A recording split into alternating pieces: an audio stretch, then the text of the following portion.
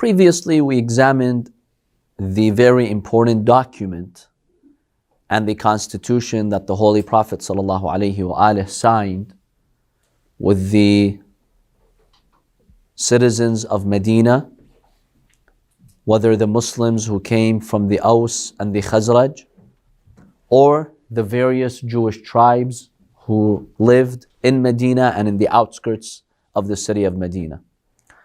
There were 8 main Jewish tribes from the Aus and the Khazraj. The Prophet ﷺ initially signed the document with them.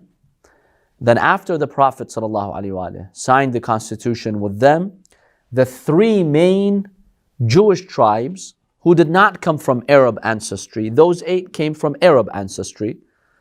The 3 main Jewish tribes in Arabia who did not come from Arab ancestry were Banu Qaynuqa', Banu Qurayza, and Banu Nadir.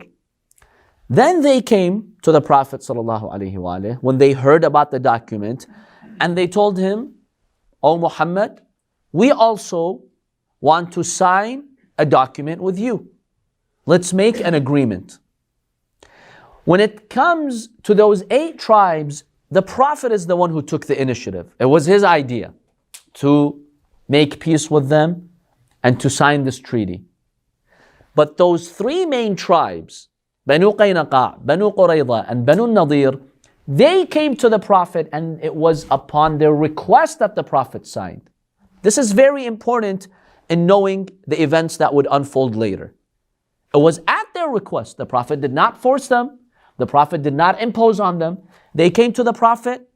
Basically, they told him, "It's a beautiful document that you signed with these 8 Jewish tribes in Medina from Aus and Khazraj.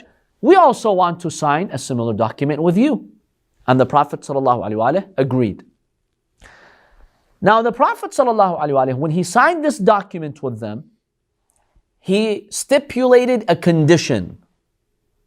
I'll translate to you the condition the Prophet stipulated. He says the Prophet makes this agreement with the 3 groups. Who are those 3 groups? Banu Qaynuqa', Banu Nadir, Banu Qurayza, to the effect that they will not harm him. That's a condition. I'll make peace with you. We're one ummah, one community.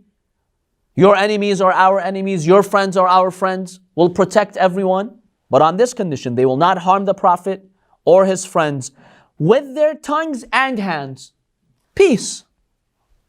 And will not supply arms and mounts to his enemies in case they act against the contents of this agreement. The Prophet makes it very clear what the consequences will be.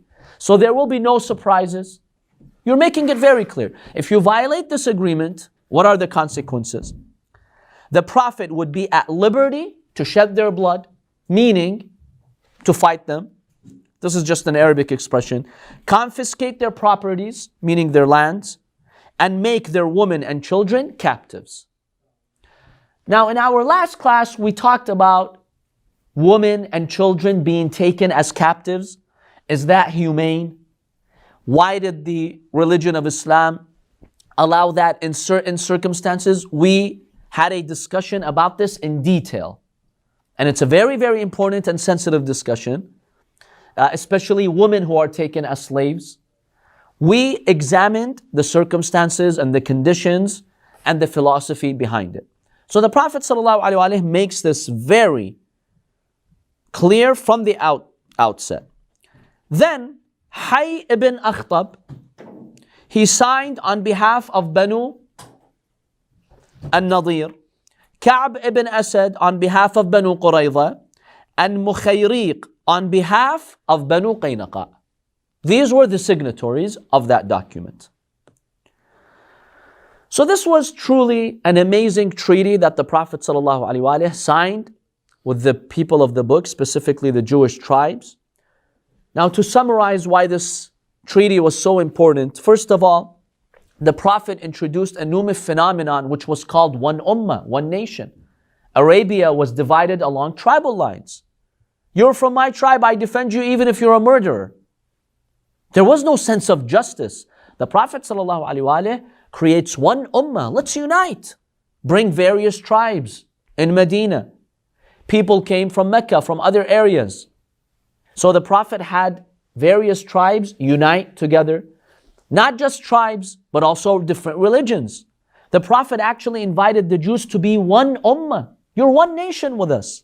We live peacefully. We'll do business with you. We'll come to your markets. We'll coexist. And that's beautiful that the Prophet ﷺ, in 7th century Arabia, in that lawless peninsula, the Prophet ﷺ creates this document. Secondly, we find that the Prophet gave Jews religious freedom. That's religious tolerance. The Prophet did not impose on them to become Muslim. He did not force them to become Muslim. No, the Prophet says, you have your religion, I have my religion. You respect us, we respect you. Don't harm us, we won't harm you. Don't conspire against us, we won't conspire against you. This was the agreement that the Prophet ﷺ made with them.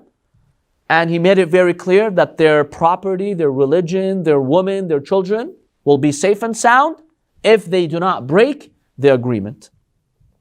In fact, one of the clauses of the Constitution states, the Jews shall maintain their own religion. These are the actual words of the Constitution the Prophet signed with them. The Jews shall maintain their own religion, and the Muslims, they shall maintain theirs. Loyalty is a protection against treachery. The close friends of Jews are as themselves. The Prophet is even giving this special status not just to the Jews, to their friends as well. That if you Jews have friends, there are tribes who are your allies, good with you, we'll also respect them. We'll also be at peace with them. The Prophet made this very clear.